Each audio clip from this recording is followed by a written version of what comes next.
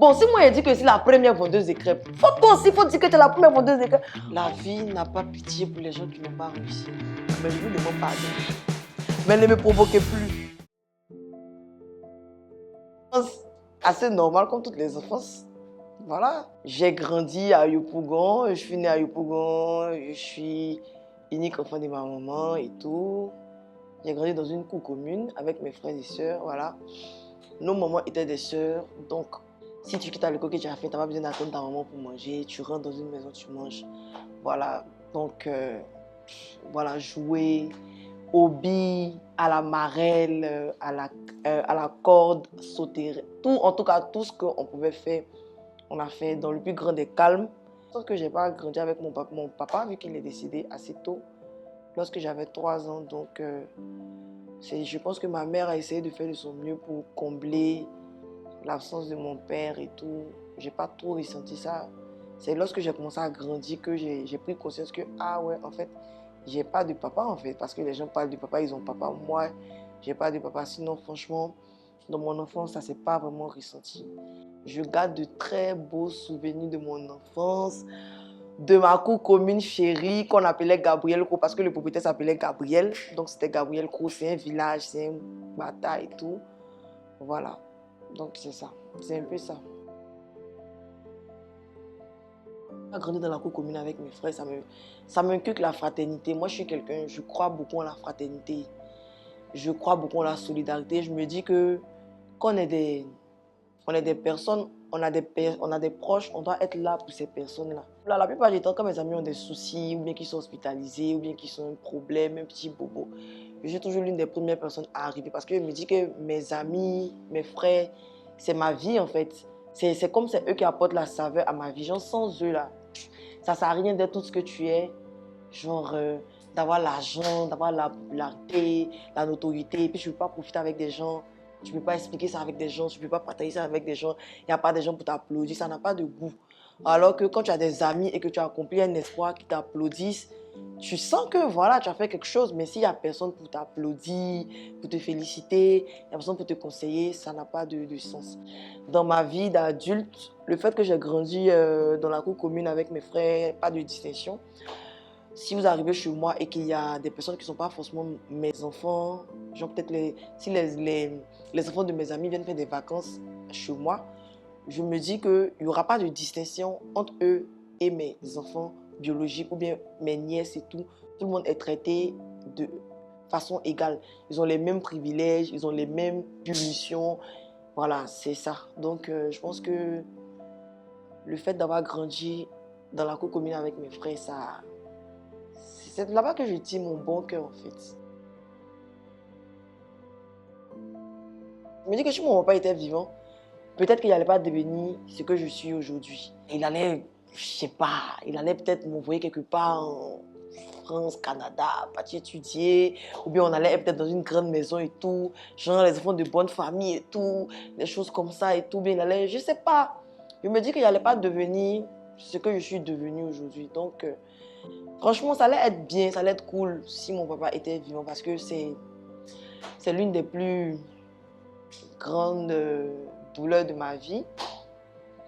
Le fait que je n'ai pas connu de papa, ça fait que, je veux... Je ne sais pas comment il a dit quoi. Genre, ça allait être bien s'il y avait mon papa avec qui on causait, je lui expliquais les bails et tout, le jeu et tout, mon chao et tout, on faisait les photos et tout. Je venais lui expliquer les trucs. Malheureusement, je n'ai pas eu cette grâce-là.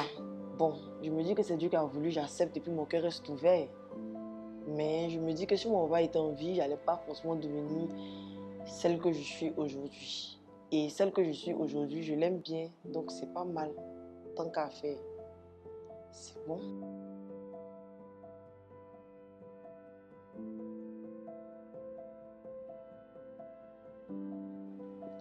Il est en face de moi.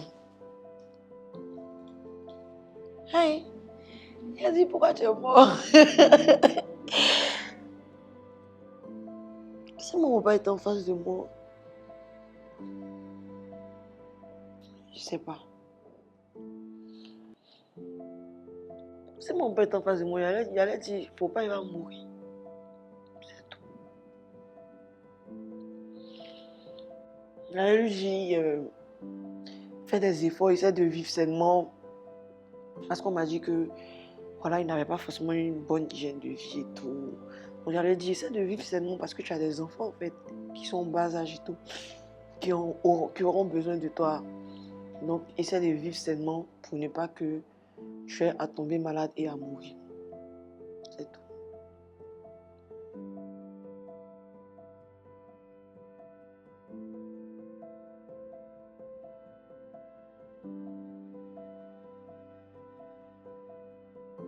Obligé de réussir. C'est pas pourquoi, il n'y a pas de pourquoi, il n'y a pas de raison. Il faut juste réussir parce que la vie n'a pas pitié pour les gens qui n'ont pas réussi. Et moi, je veux pas. Je veux vivre une belle vie, en fait. De mon passage, je veux être satisfaite au soir de ma vie. Lorsque je serai dans mon cercueil, je me dis, ah ouais, quand même. Ouais, tu as vécu, tu as bien vécu. Parce que lorsque tu réussis pas, lorsque tu n'es rien, lorsque tu es personne, les gens ne te respectent pas. Et moi, j'aime pas le manque de respect. J'aime pas qu'on ne me considère pas. J'aime pas. Ça dit, si ça ne tenait qu'à moi seule, franchement, je veux pas faire les reins. Je veux pas qu'on ait à me bousculer, tu vois. Pendant la CAN, lorsqu'on est parti au stade, il y avait des gens qui avaient leur voiture, des personnalités, les gens qui sont des gens, ils viennent, ils rentrent tranquilles, ils vont, ils regardent le match, ils finissent, ils se barrent en fait. Pendant que nous autres, on va marcher, on va faire les rangs, on va nous pousser, nous voler, nous crier là-dessus. Franchement, c'est pas fait pour moi cette vie-là. Moi, je veux vivre de façon... Genre, je suis là, je dis, ok, faites ça, on fait ça. Quand j'arrive, on dit, ouais, ah ok, c'est elle, madame passée. C'est ça. Si les autres ne veulent pas vivre ça, franchement, c'est eux qui voient. Voilà, ils ne vont pas nous en vouloir, nous, de vouloir les meilleures conditions. Donc, il n'y a pas de raison pour lesquelles je veux avoir une victoire sur la vie. Il faut juste que j'ai une victoire sur la vie parce que la vie ne fait pas cadeau, en fait.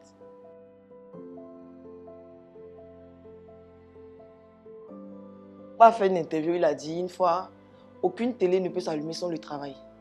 Ça m'est resté dans la tête. C'est le travail, c'est ton travail en fait qui va te positionner. Moi, je dis toujours à mes copines, fais juste ce que tu as à faire. Moi, je fais ma part. Je sais une chose, c'est qu'on est né pour trouver, on va mourir pour laisser. Le travail est toujours récompensé. Et le travail suivi d'objectifs. Parce que quand tu te dis, ah, moi, je vais travailler, je vais rentrer dans tel milieu.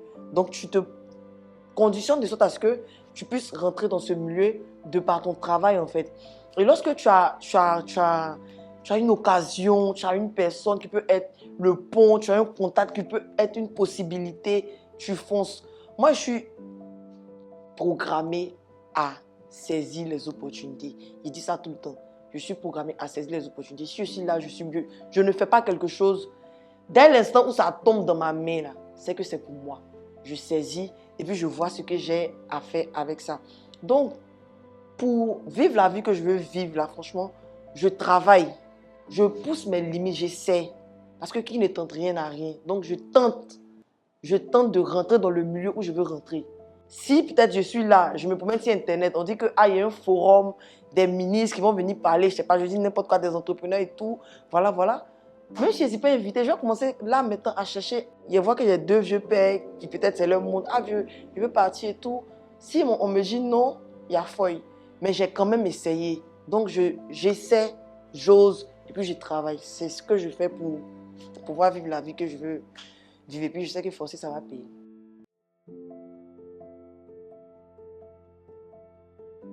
Pour moi, j'ai décidé de lier mon business à moi, à ma personne, à mon image. C'est positif, mais ça a son côté négatif. Parce que dès l'instant où tu es fatigué, tu es malade, tu as une baisse de morale, tu ne peux pas en fait gérer ton business. Donc moi, je ne me permets pas d'avoir des baisses de morale. Je ne me permets pas parce que je ne peux pas. J'ai un objectif à atteindre. J'ai de l'argent à faire rentrer. Il n'y a personne qui va me donner si je ne fais pas rentrer. Donc, je ne peux pas me permettre. Il y a des gens qui peuvent se dire, ah ouais, je déprime, je prends une semaine, je recule et tout. Moi, je ne peux pas me permettre ce luxe-là, en fait. Si j'ai trop tué, là, c'est la nuit, là, où je suis couché, là. Il est déprimé, il a fait ce que j'ai à faire. Mais le matin, on se remet en laisse. C'est de base, moi, je pleure pas, je suis la fille, elle pleure pas et tout. Donc quand je pleure comme ça, mais que je suis sensible, mes amis disent, tu es sensible 2 jours là. Parce qu'il y a des périodes comme ça où tout s'accumule. Donc c'est comme si on t'a tapé. Un jour, quand on te tape petit seulement, tu ressens la douleur. Parce que ce n'est pas le petit coup qu'on t'a donné là, mais c'est les plusieurs coups que tu as reçus là qui font que même quand on te donne un petit coup là, tu ressens la douleur fortement. Donc, il y a des périodes comme ça où je suis vraiment hyper sensible. Le moins petit truc me fait pleurer. Voir un enfant de la rue en train de monter, ça me fait pleurer. Voir une mémé en train de marcher, ça peut me faire pleurer. Il y a des périodes comme ça. Mais je ne peux pas me permettre d'avoir des jours où genre, si je ne suis pas en forme, en laisse, mon business dort. Donc, c'est beaucoup d'efforts. Je fais des efforts surhumains parce qu'il y a des jours où tu es fatigué, mais tu as fait comment? Tu es obligé de te lever, de faire ce que tu as à faire. Comme je dis, moi, je fais ce que j'ai à faire. Voilà. Et puis, l'univers ou bien Dieu, comme on dit, assieds-toi, Dieu va te pousser. Lui aussi va faire sa part. Moi aussi, je fais ma part. Lui aussi, il fait sa part.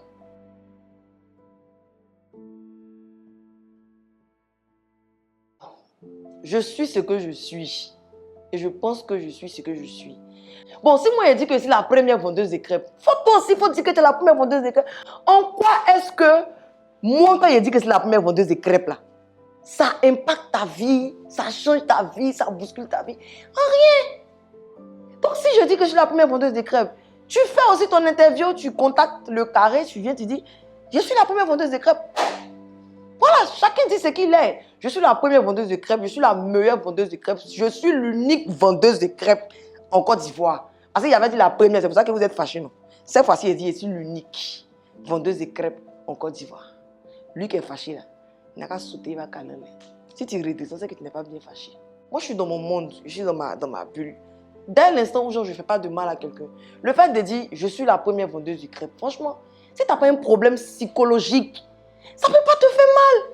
Au point de partir chercher des publications de depuis 2017, j'ai vu, j'ai même pas répondu. Ça me faisait rigoler. Moi, mes clients, j'atteins mes objectifs. Quand je me réveille, je me dis, bon, ok, aujourd'hui, je vais vendre 30 packs, je vais vendre 40 packs. J'atteins mes objectifs. Mes clients me font des retours. Ah, c'est bon et tout. Mes clients commandent, recommandent. Donc, moi, franchement, ça me dit rien. À l'instant où je n'insulte pas quelqu'un, si je viens, je dis, je suis la plus belle fille de Côte d'Ivoire. Je n'ai pas insulté quelqu'un. Il n'y a pas dit à quelqu'un que tu es vilaine, il n'y a pas dit à quelqu'un que tu n'es pas jolie. Il a dit que moi, je dis, je suis la plus belle fille de Côte d'Ivoire. Toi aussi, tu dis, tu es la plus belle fille de Côte d'Ivoire. Nous sommes toutes deux les plus belles filles de Côte d'Ivoire. Nous sommes la plus intelligente, il n'y a pas parlable dedans. Nous, on est la plus intelligente. Nous, on est la plus belle. Il n'y a pas parlable dedans. Donc, c'est ça, en fait. Je dis, je suis la meilleure, je suis la plus belle, je suis ça, je suis ci. C'est mon engagement personnel. Si je viens, je dis, je suis la plus riche de la Côte d'Ivoire. Si tu es plus riche que moi, quand je dis c'est la plus riche, ça ne prend pas l'argent sur ton compte pour mettre sur mon compte. Si quand je dis c'est la plus riche, ça prend l'argent pour mettre sur mon compte, là tu peux te fâcher. Mais je voyais les gens faire des visées, des sous-entendus, des présupposés, parce que je dis, je suis la première vendeuse des crêpes et tout. Bon, le concept appartient à celui qui le met en valeur, voilà quoi. Donc, je suis la première vendeuse de crêpes ici à Abidjan. Merci.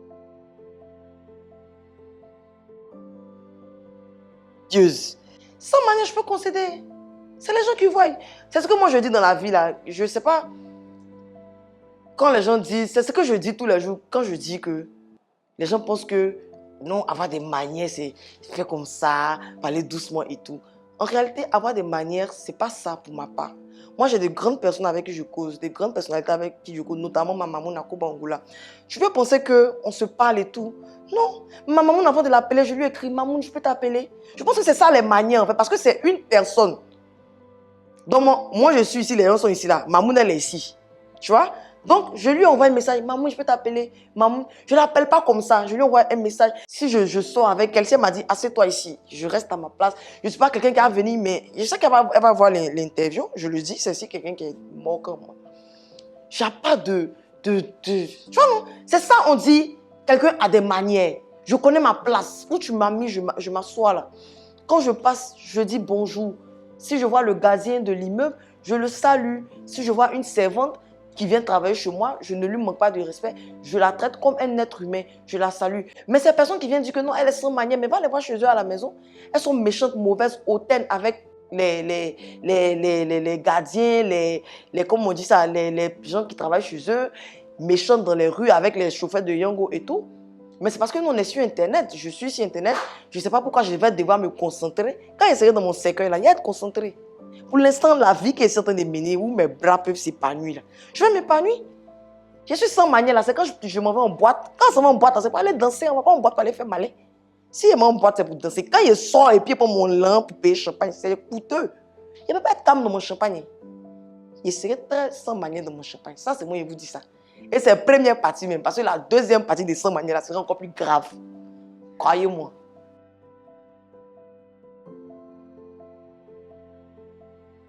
Zagba comme grand frère, comme mentor, comme conseiller. Tu sais, moi, avant, franchement, quand je suis venue sur les réseaux sociaux, je disais que j'avais rien à perdre. Tu vois? Tout ce que je fais m'engageait. Je peux gâter, mais gâter dans les profondeurs du gâtage. Parce que comme on dit chez nous en Côte d'Ivoire, au pays des Biama, Biama est roi. Donc quand tu es Biama, tu dois Biama. Mais actuellement, on est arrivé, le fait d'avoir Zagba proche, Mamouna Kouba Angola proche, d'autres grands frères encore proches, ça fait que ça me retient maintenant dans mes prises de position, dans mes prises de parole. Parce qu'à chaque fois que je vais sortir, ils vont dire, ah, voici ta petite là. Tu lui donnes pas conseil. Tu lui donnes quel genre de conseil même? Tu vois, ça jette un peu l'opprobre en fait sur tes personnes. Genre, celle-là même, c'est elle qui marche. Celle-là, la fille là, c'est elle qui marche. N'empêche que dans les débuts, quand Zagba et moi, on a commencé à se voir et tout, à ce truc, les gens lui ont dit, celle-là, hey, non, non, non, elle va t'afficher et tout. Et voici un truc qui répondait. Elle dit, mais la petite, elle m'a jamais manqué de respect. Elle, ceux qui disent qu'ils sont les bonnes manières, là. Voici les bonnes manières. La petite, elle m'a jamais manqué de respect. Elle m'a jamais eu quelque chose de déplacé et tout. Tranquille, mon grand frère, qui vient en cause, mon grand frère et tout. Tranquille. Je ne lui ai jamais manqué de respect. Il ne m'a jamais manqué de respect. C'est réciproque, c'est sain, c'est une relation bienveillante, c'est sain en tout cas. Je sais que j'ai un grand frère, c'est que je peux compter. Il n'y a rien. Il n'y a rien qui pouvait m'emmener à dire qu'il allait faire une crêperie, même si c'est petit comme ça. C'est pour moi, c'est mes efforts, c'est ma sueur, c'est mon sang, c'est mes privations d'heures de sommeil. Actuellement, je dois beaucoup au sommeil. Je dois des heures. Je suis allé au sommeil, tu vois, mes yeux me démangent. C'est le prix que j'ai payé. Il n'y a rien qui présageait que j'allais le faire. Quand je regarde ça, je ne peux même pas dire que je suis fière. C'est au-delà, en fait. Ça dépasse l'entendement. Pour des personnes, ça peut être rien. Parce que souvent, je vois des gens sur Internet. Tu pourrais faire ça. Vous pensez que vous pourrez... Ça... Seigneur, ça m'énerve. Sérieux, quand vous me donnez conseil, ça m'énerve. Ne me donnez pas conseil. Il n'aime pas. Quand vous me donnez conseil là, non, c'est comme si vous prenez un couteau, non, et puis vous me piquez dans mon cœur, ça me fait mal. Parce que quand je me suis levée avec mes semis pour dire, elle fait crêpe, c'est pas vous qui m'avez dit non, dis la fait. C'est moi, mais je me suis levée. Et dans ma tête, là, la crêperie que moi, mais je veux déposer même à Abidjan, la même. Je connais. Donc quand tu me donnes un conseil, donne-moi 100 millions. Donne-moi 100 millions. Tiens, voici. Les crêpes que tu veux qu'ils fassent, les croissants, là. Tu vois, c'est pas payer les machines de ça pour déposer. Mais il n'est pas lent pour faire ça actuellement. Donc ils sont obligés de me débrouiller un peu, cotiser un peu.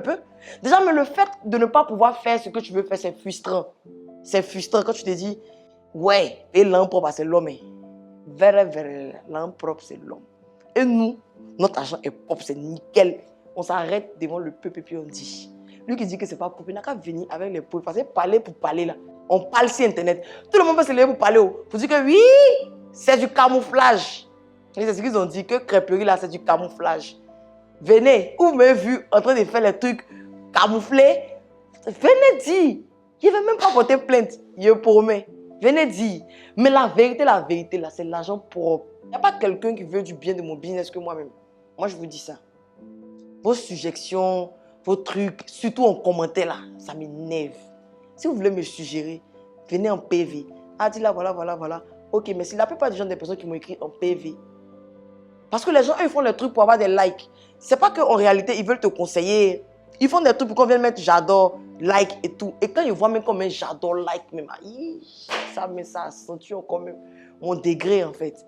Tu vois, il n'y a pas quelqu'un qui veut du bien, il n'y a pas quelqu'un qui veut développer mon business. Moi, je veux développer, mais je n'ai pas les moyens. Je suis partie sur fonds propres, j'ai tout fait sur fonds propres. Il n'y a pas crédit de banque dedans, il n'y a pas crédit de quoi dedans. C'est moi, mais j'ai fait un peu pour pouvoir faire ce que j'ai fait là.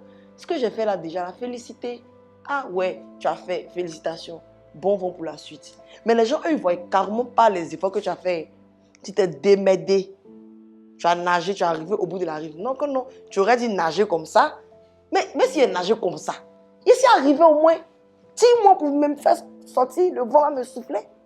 Et puis après, tu peux me dire, ah ouais, prochainement, là, ce que tu as fait là, c'est bien. Mais prochainement, tu peux faire mieux. Mais eux, là, côté où ils vont te dire, ce que tu as fait là, c'est bien là. Eux, ils sautent ça pour arriver au côté où tu peux faire mieux. C'est ça que moi, je ne concède pas, en fait.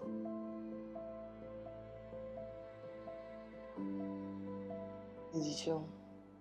Aujourd'hui, en 2025, dans Abidjan, avoir des amis sur qui tu sais que tu peux compter. Moi, aujourd'hui, je peux marcher dans la rue, la poitrine bombée. Moi, je peux dire, bon, ok même, je libère ma maison. Je ne vais pas dormir dehors. Je peux dormir chez mes amis, toutes mes amies.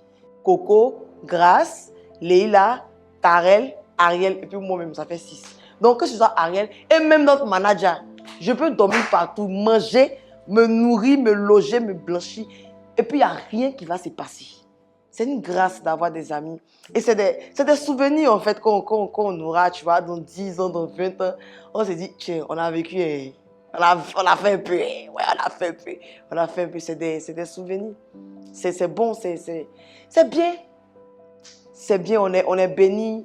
On a la grâce de vivre ça. Ce n'est pas tout le monde qui peut vivre ça avec son couple d'amis. 6 filles, non.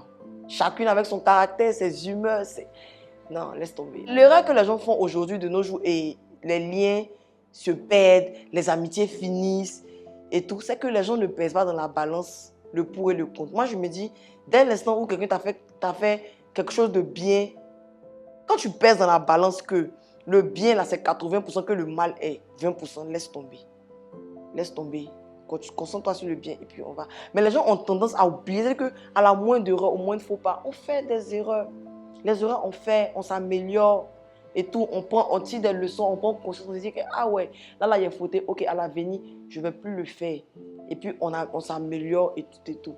Mais on perd trop de belles relations, trop de belles amitiés pour n'importe quoi, pour n'importe quoi. Quand tu t'assois, tu regardes les bons moments que vous avez vécu ensemble, les services que la personne t'a rendus avec son cœur, même si ce n'est pas l'argent, mais avec son cœur. Quand tu regardes tout ça et puis tu vois que, bon, la personne m'a mal parlé, peut-être parce qu'elle était stressée, peut-être parce qu'elle s'est sentie attaquée, peut-être parce que voilà, et puis tu laisses.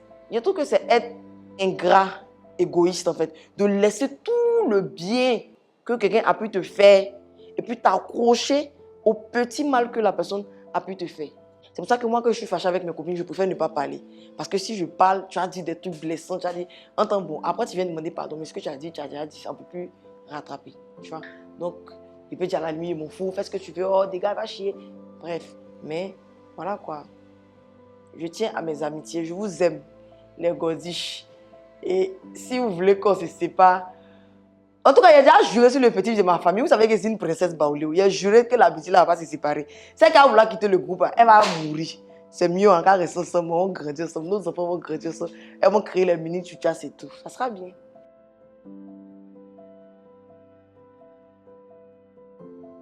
Partie de cette catégorie de personnes-là qui sont quittées du bas pour aller en haut. Je veux être un symbole d'espoir. Parce qu'aujourd'hui, les personnes qui sont la haute classe, ils ne sont pas beaucoup. Sur la terre, dans le monde entier, les riches ne sont pas beaucoup. Et les riches deviennent plus riches, les pauvres deviennent plus pauvres. Donc je veux que les gens retiennent que on peut quitter sa cour commune et puis passer sur des plateaux de télé. On peut quitter sa cour commune et puis regarder les gens à la télé, dire hé, hé, et puis d'aimer. Ils sont tes vieux pères, ils sont tes grands frères, ils sont tes papas. C'est possible. Tant que tu travailles, tant que tu restes droit dans tes bottes, tant que tu restes fidèle à toi-même. Je veux qu'on retienne de moi qu'on n'a pas besoin de changer, de faire genre pour être accepté dans la vie qu'on mène. Voilà. tu restes comme tu es ce que tu es. On n'a pas besoin de se mettre dans une masse. Je veux qu'on retienne de moi une personne qui se bat pour atteindre ses objectifs. Surtout cette partie-là, ça me tient beaucoup à cœur. Moi, là, tout ce que je fais, tout ce que j'ai pu faire, c'est juste pour arriver où je suis et où je veux être, en fait. Parce que là, ce n'est pas ma finalité. Dans 1 an encore, je reviendrai encore faire cette interview. Je serai quelque part là-bas encore. Je serai dans un autre domaine encore que j'ai toujours voulu faire, peut-être dans l'immobilier, dans la vente de véhicules et tout, de luxe et tout. Voilà, plein de choses que j'ai toujours voulu faire. Sûrement. Donc, je veux que les gens retiennent que moi, je me bats juste pour atteindre mes objectifs. Je me bats juste pour suivre, pour rendre ma maman fière, lui donner de quoi manger aussi, et puis profiter de ma vie. Je veux qu'on retienne que je ne suis pas parfaite, je suis humaine. Je peux faire des erreurs. J'en ai fait, j'en ferai. À chaque fois, j'aurai l'humilité. Ce n'est pas parce qu'il y a le mot pardon qui existe que je vais vouloir faire des erreurs et tout. Ce n'est pas comme si c'est programmé. Genre, comment on peut demander pardon, il a fait des erreurs? Non. Mais, je veux dire que personne ne peut dire qu'il ne peut pas faire des erreurs. Dans la Bible, quand le Seigneur a dit que celui qui n'a jamais péché lance la première pierre à la dame, personne n'a pu pécher. Chacun a son péché. Elle est prostituée. Peut-être que toi, chez toi, tu te masturbes. Peut-être que toi, tu trompes ta femme. Peut-être que toi, tu critiques les gens. Peut-être que toi, tu médis et tout. Donc, chacun, quelque part, a son péché. Donc, je veux qu'on retienne de moi que faut qu'on devienne un peu plus tolérants les uns envers les autres. Voilà. Quand quelqu'un est à terre déjà, on n'a pas besoin de venir encore. Si tu sais que ce que tu as dit ne peut pas l'arranger, tu peux te taire. C'est vrai, les réseaux sociaux, parler qu'elle a là, on ne paye pas. Mais voilà, on peut s'abstenir de blesser les gens. Je sais que j'ai blessé les gens dans le passé, mais c'est vous qui m'avez provoqué puis vous êtes blessé. Donc, je vous ai ratata. Mais je vous demande pardon. Mais ne me provoquez plus. Parce que si vous me provoquez, je vais toujours vous ratata. Ça, je peux vous dire. Parce que moi aussi, tranquille, je mène ma vie. Je fais tout sur mes réseaux sociaux. C'est vous qui capturez mes shows pour aller mettre dans les groupes, pour aller mettre sur les plateformes, dans les panels et sur les forums. Donc, moi aussi, là, quand tu m'attaques, là, je suis comme une lionne. Je vais répondre. Et quand il va répondre, moi, mon but, c'est de te fracasser, de te blesser, de te détruire. Mais, je vous demande pardon. Ne me provoquez plus. Je vais rester dans mon coin tranquillement. J'essaie de m'améliorer, de devenir une meilleure personne de moi. Bientôt, peut-être, quand je vais revenir, je serai maman. Quand j'aurai une petite fillette, j'ai des choses que je ne peux plus faire. Je serai peut-être mariée, dotée. À cause de mon mariage, il y a des trucs que je ne pourrai plus faire. Donc, on est en constante évolution. Voilà, je veux qu'on retienne en fin de compte que je m'améliore chaque jour un peu plus. Et que je ne suis pas la Dila que j'étais hier. Je ne serai pas la Dila que je serai demain. Yo la famille, abonnez-vous au carré. Parce que c'est ici qu'il y a les vraies interviews choc. C'est un travail de fond qui est fait pour ici. C'est une équipe qui travaille. Tu sens qu'ils mettent du sérieux dedans et tout. Donc ça mérite qu'on regarde et tout et tout. Je vais essayer de manager avec eux. S'ils peuvent tourner un film, nous quand tourner un film, on va regarder. On va s'abonner déjà. Quand on va leur donner la force, ils vont dire, ils vont tourner le film, on va venir regarder. Franchement, le carré, c'est l'un de mes médias préférés. Je n'ai pas donné beaucoup d'interviews comme ça, mais je peux vous assurer que je suis sollicité. Très sollicité pour faire ce genre d'interview. Mais le carré, c'est l'un de mes préférés. So, abonnez-vous. Yo la famille, ici Dila semi-influenceuse. Il n'y a pas besoin de me présenter parce que tu me connais déjà. Je suis une star, je suis Dila Tchouchas. Désormais une artiste ivoirienne venue pour relever la musique ivoirienne. Abonnez-vous chez les Tchouchas.